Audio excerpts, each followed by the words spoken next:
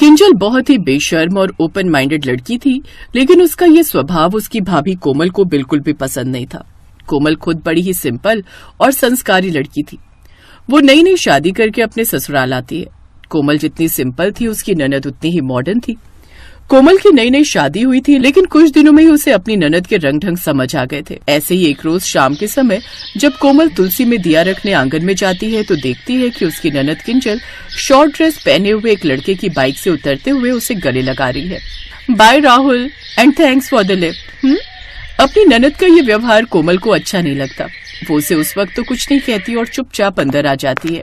माँ जी, किंजल दीदी को अभी मैंने बाहर किसी लड़के से गले लगते हुए देखा। अभी वो कुंवारी है, उन्हें ये सब शोभा नहीं देता। आस पड़ोस के लोग उन्हें देखेंगे तो क्या सोचेंगे। बहू, सच में आज के जमाने की होकर भी तेरी सोच कितनी पुरानी है। अरे कॉलेज का दोस्त छोड़ने आया होगा तो वो उसे थैंक यू बोल रही होगी, इसमें कौन सी बड़ी बात है। तभी वहाँ किंजल आ जाती है। भाभी, माँ को भड़काना बंद कीजिए और आप मेरी लाइफ और मेरी चीजों से जितना दूर रहें उतना ही अच्छा होगा आपके लिए।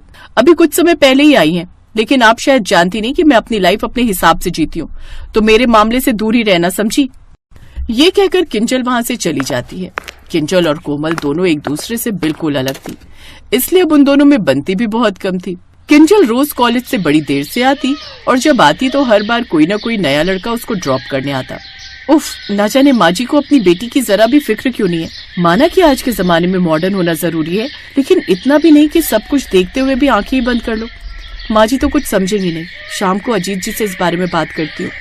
शाम को कोमल अपने पति अजीत से अपनी ननद के बारे में बात करती है। देखिए, मैं कहती हूँ कोमल अब बड़ी हो गई है और लड़की की उम्र होते ही उसके हाथ पीले कर दिए जाएं तो सही रहता है।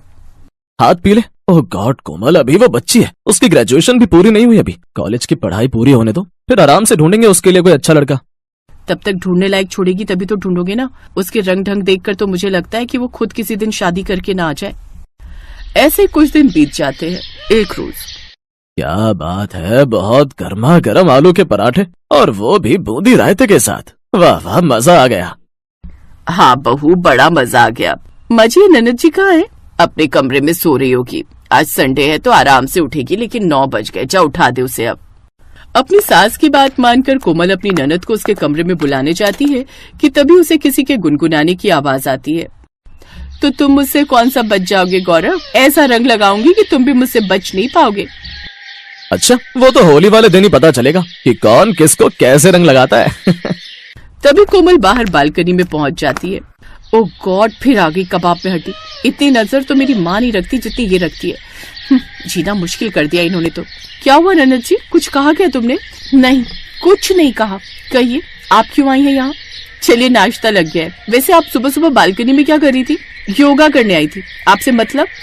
ऐसे ही कुछ दिन बीत जाते हैं और अब होली का त्योहार पास आ जाता है। कोमल की सास उससे कहती है, कोमल बहू, तुम्हारे अपने ससुराल में पहली होली है ना, तो वो खूब धूमधाम से होनी चाहिए। मैंने घर में एक बड़ी पार्टी रखी है, सबको बुलाएंगे। उसकी तैयारी के लिए चलो बाजार चलते हैं। तुम अपने लिए नए कपड़े भी ले लेना। हाँ हाँ माँ, मैं भी चलूंगी। मुझे तो होली बहुत पसंद है और मैं भी अपने लिए शॉपिंग करूंगी। किंजल भी उनके साथ शॉपिंग पर चली जाती है, जहाँ बाजार में हर तरफ होली की रंगत थी। तरह तरह के रंग, पिचकारी और कपड़े मिल रहे थे। ये वाला सूट देखो, ये कितना अच्छा है। ये आप पर खूब खिलेगा मैडम। ठीक है, आप इसे पैक कर दीजिए। हाँ, मुझे तो ये वाली व्हाइट वेस्टर्न ड्रेस पसंद है, मैं इसे ही लूंगी और साथ में चश्मा भी। लेकिन ननद जी, होली पर आप सूट सलवार पहने तो वो ज्यादा ठीक लगेगा। वहाँ कितने तरह के लोग आते हैं और ऐसे कपड़े। ओह गॉड भाभी, आप फिर अपना ओल्ड फैशन लेकर शुरू मत हो जाना। कोमल चुप हो जाती है।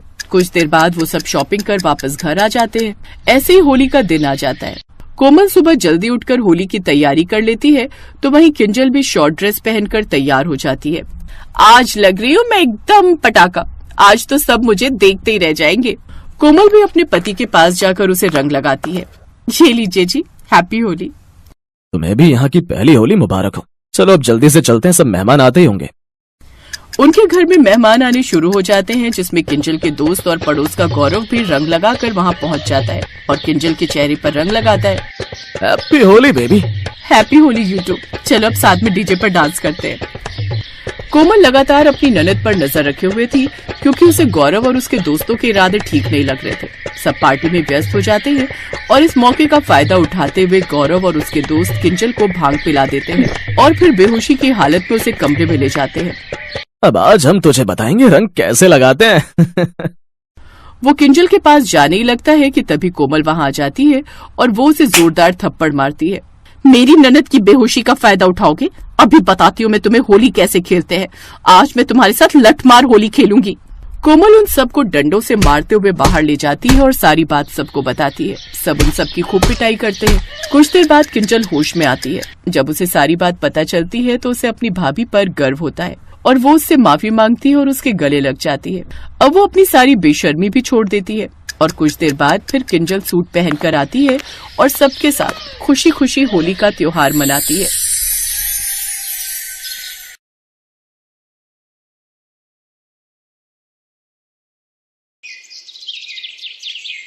भाभी वो देखो, वहाँ तक वो सारे खेत अपने हैं। अच्छा, तो सब में खेती होती है? नहीं, पापा के जाने के बाद खेती नहीं होती, पर जब पापा थे ना तब कभी गेहूं तो कभी सब्जियां उगाए करते। वैसे हुआ क्या था पापा जी को? 3 साल पहले की बात है। हम सब खाना खा रहे थे।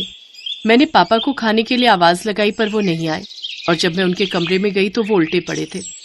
डॉक्टर ने बताया कि उन्हें हार्ट अटैक आया था और फिर 1 साल बाद माँ भी उनके दुख में चली गई। फिर बड़े भैया और बबीता भाभी पर ही मेरी और विशाल भैया की जिम्मेदारी आ गई। ओह अच्छा, पर तुम दुखी मत हो, अब मैं आ गई हूँ ना, अब हम हमेशा खुशी खुशी रहेंगे। साक्षी की बात सुनकर उसकी इकलौती ननद रितिका मुस्कुरा दी। बस 2 दिन पहले ही साक्षी की शादी रितिका के भाई विशाल से हुई थी। साक्षी बहुत ही सुलझी हुई लड़की थी और दोनों ननद भाभी की खूब पट रही थी। दोनों छत पर काफी देर से बातें कर रही थीं कि तभी साक्षी को उसकी जेठानी की आवाज सुनाई दी जो चिल्लाकर रितिका को बुला रही थी। बबीता का इतना बुरी तरह चिल्लाना साक्षी को अच्छा नहीं लगा और फिर ये भाभी बुला रही हैं क्या तुम्हें? हाँ, अब मुझे जाना पड़ेगा वरना बड़ी भाभी बहुत गुस्सा करेंगी। अब आप बैठो, मैं जाती हूँ। कहाँ गई थी तू? वो भाभी, वो मैं वो छत पर छोटी भाभी के साथ। अच्छा, ज्यादा आवारा हो रही है, शाम होने को आ गई, खाना कौन बनाएगा? बबीता की बात सुनकर साक्षी को बहुत बुरा लगा। उसने तुरंत आगे बढ़कर कहा, रुको रितिका, भाभी खाना मैं बना दूंगी। ओह अच्छा, ऐसा है, बड़ा लाड आ रहा है अपनी ननद पर। आज रहने दो, शाम को मोहल्ले की औरतें तुझे देखने आ रही हैं। एक बार ये सब निपट जाए फिर आना रसोई में। छोटी भाभी आप जाओ ना, अब हमेशा मैं ही तो बनाती हूँ रात का खाना।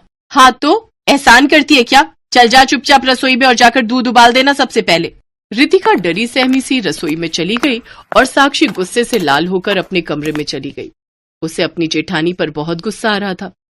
थोड़ी देर बाद साक्षी ने रितिका को अपने कमरे में बुलाया। तुम सारा दिन घर का काम करती रहती हो तो पढ़ती कब हो? पढ़ने के लिए ज्यादा टाइम तो नहीं मिलता भाभी, पर पहले जब माँ थी ना तो पता है मैं क्लास में हमेशा फर्स्ट आती थी और अब तो पास हो जाऊं वही बड़ी बात है, काम से ही फुर्सत नहीं मिलती। देखो रितिका, पढ़ना बहुत जरूरी है। मैं तो खुद पढ़ लिख कर पुलिस इंस्पेक्टर बनना चाहती थी, लेकिन फिर। साक्षी की बात पूरी होने से पहले ही बबीता की गुस्से में भरी आवाज सुनाई दी। रितिका, कहाँ है तू?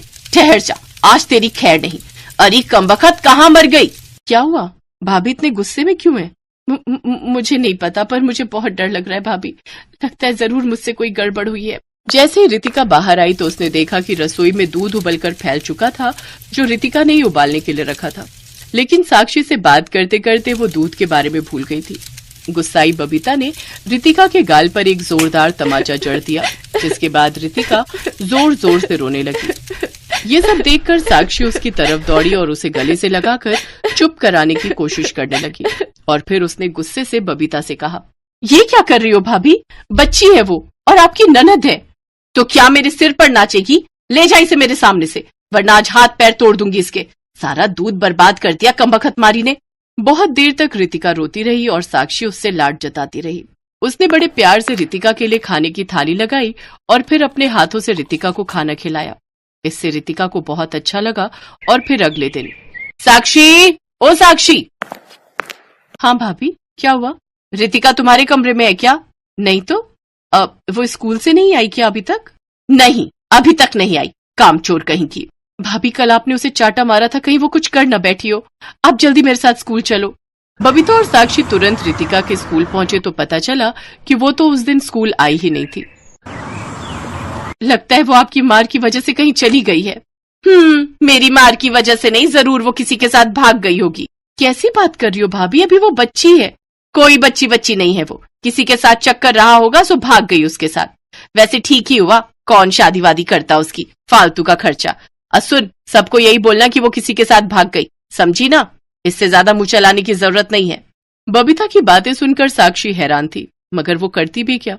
वो चुप रही और रितिका के नहीं होने पर घर के सारे काम साक्षी पर ही पड़ गए और बबीता सारा दिन सिर्फ उस पर हुक्म चलाती। साक्षी को हमेशा उसकी ननद रितिका की बहुत याद आती। ऐसे ही कई साल बीत गए और फिर एक दिन घर के दरवाजे की घंटी बजी। सामने एक पुलिस इंस्पेक्टर खड़ी थी। ध्यान से देखने पर बबीता को एहसास हुआ कि वो तो रितिका थी। रितिका, तू? जबान संभाल कर मैडम, तू नहीं आप, समझी ना? जी, पर तू माफ करना, पर आप तो उस दिन। मैं उस दिन भागी नहीं थी, बल्कि छोटी भाभी के कहने पर उनके भैया भाभी के पास चली गई थी। उन्होंने मेरा बहुत अच्छे से ख्याल रखा, मुझे पढ़ाया लिखाया और आज उन्हीं की बदौलत मैं वो बन पाई जो मैं हमेशा से बनना चाहती थी, एक पुलिस इंस्पेक्टर। अच्छा। ये तो बड़ी खुशी की बात है। यूं तो मैडम आपने मुझ पर और मेरी भाभी पर कई जुल्म ढाए हैं, लेकिन उन्हें मैं गुजरी बात समझकर भूल जाऊंगी। लेकिन आगे से कभी किसी औरत या बच्ची को अगर परेशान किया तो फिर जानती हो ना मैडम, जेल में कैसे आवभगत होगी तुम्हारी। हाँ रितिका, मैं समझ गई। मुझे माफ कर दे गुड़िया। तो फिर ठीक है, अब खड़ी क्या हो, घर में पुलिस आई है, जरा अच्छे से नाश्ता वाश्ता कराओ। और छोटी भाभी, आप जल्दी से अपना सामान पैक कर लो। अब से आप और विशाल भैया मेरे साथ मेरे सरकारी बंगले में ही रहेंगे। ये कहकर रितिका ने साक्षी को गले से लगा लिया, मानो वो दिल से उसे शुक्रिया कह रही हो। और साक्षी को इस वक्त दोहरी खुशी हो रही थी, एक तो अपनी प्यारी ननद को कामयाब होते देखकर, और दूसरा अब उसे भी बबीता नाम की मुसीबत से छुटकारा मिलने जा रहा था।